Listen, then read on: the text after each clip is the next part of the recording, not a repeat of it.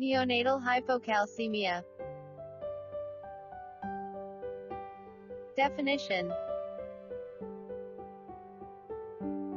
Hypocalcemia is defined as total serum calcium less than 7 mg per deciliter or ionized calcium less than 4 mg per deciliter. Hypocalcemia may be of early onset, less than 72 hours, or rarely late onset, greater than 72 hours. Predisposing factors. Neonatal hypocalcemia most commonly arises as a result of poor maternal vitamin D status. Less commonly, it can be due to maternal disease such as hyperparathyroidism leading to suppression of fetal parathyroid gland activity. Iatrogenic factors such as the administration of magnesium as a tocolytic agent, or occur because of abnormalities of the development or function of the infant's own parathyroid glands. Etiology. 1. Early onset hypocalcemia during first 72 hours.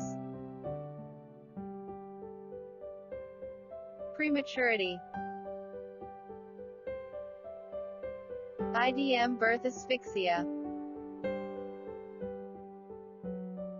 Others maternal hyperparathyroidism anticonvulsants. 2. Late onset hypocalcemia, after 72 hours. Hypoparathyroidism. Vitamin D deficiency, renal or hepatic insufficiency.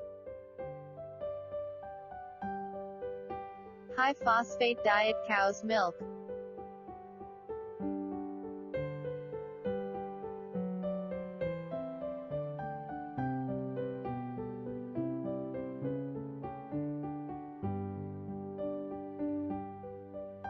Three. Iatrogenic.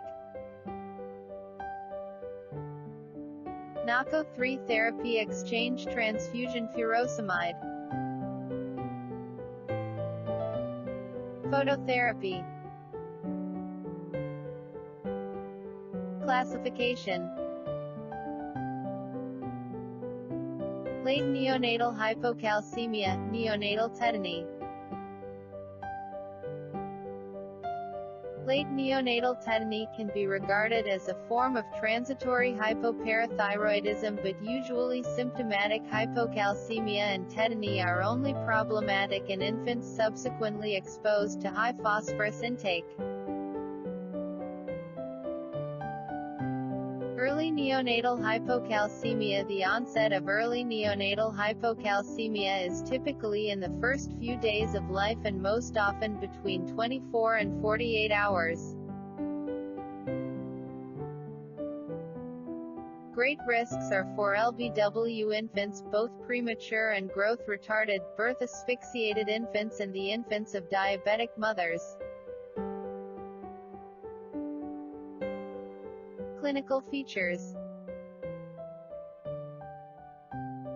Clinical manifestations are nonspecific. Early onset may be asymptomatic while late onset may present with seizures. Apnea. Seizures. Jitteriness. Clonus. Increased extensor tone stridor. Hyperreflexia. Carpopedal spasm. Pathogenesis. Late neonatal hypocalcemia, neonatal tetany. Late neonatal hypocalcemia is related to maternal vitamin D deficiency and with low levels of 25-hydroxycholecalciferol in both mothers and infants. Enamel hypoplasia is frequently found in affected infants and is indicative of disordered enamel formation during the last trimester of pregnancy.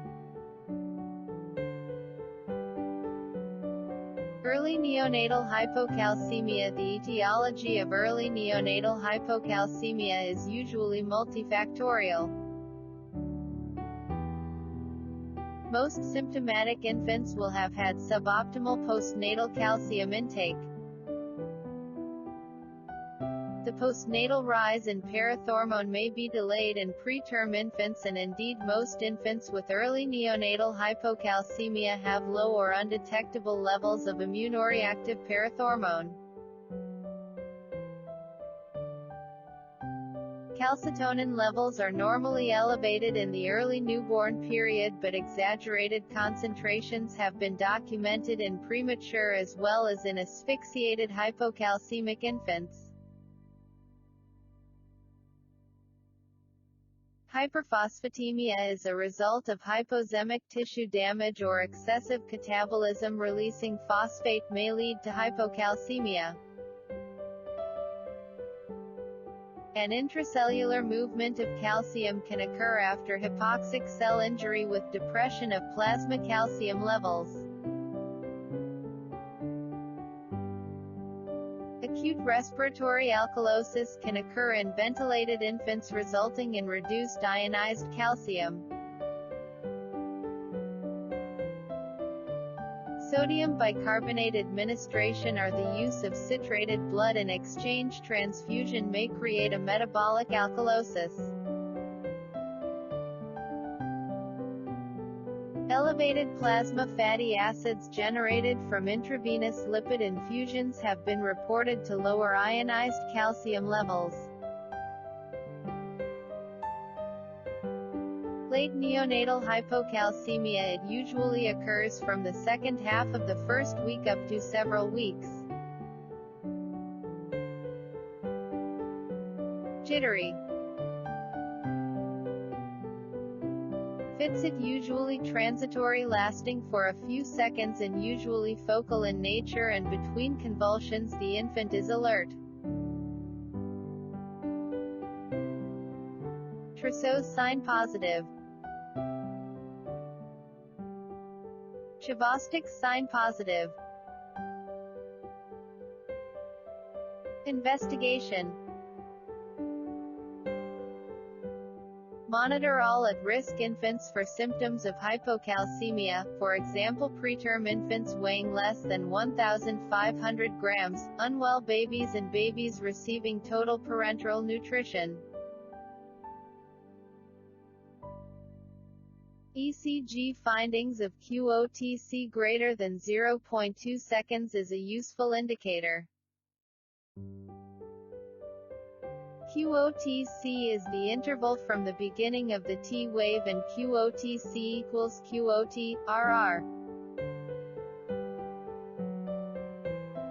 Measure calcium, ionized calcium, phosphorus and magnesium levels. In recurrent or refractory cases, assessment of albumin, urinary calcium, vitamin D3 and PTH levels may be indicated. Management.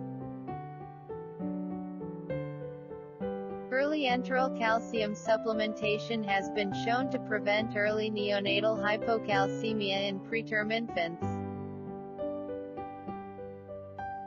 Vitamin D metabolites, 25.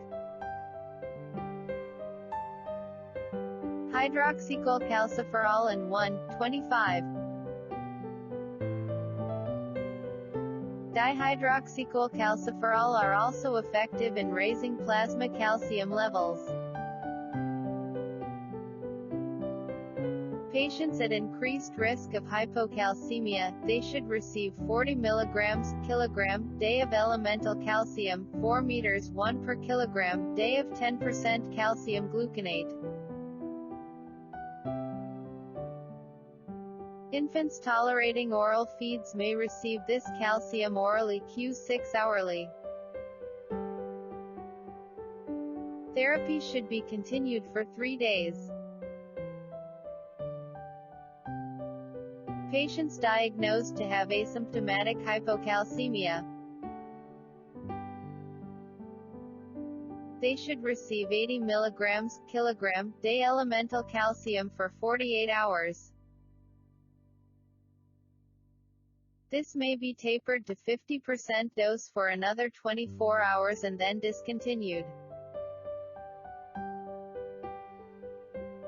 Patients diagnosed to have symptomatic hypocalcemia.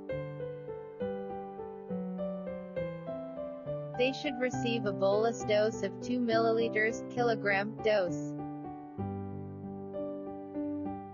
This should be followed by a continuous IV infusion of 80 mg/kg day elemental calcium for 48 hours.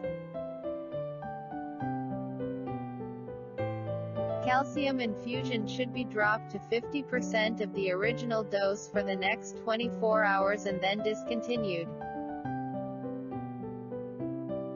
The infusion may be replaced with oral calcium therapy on the last day.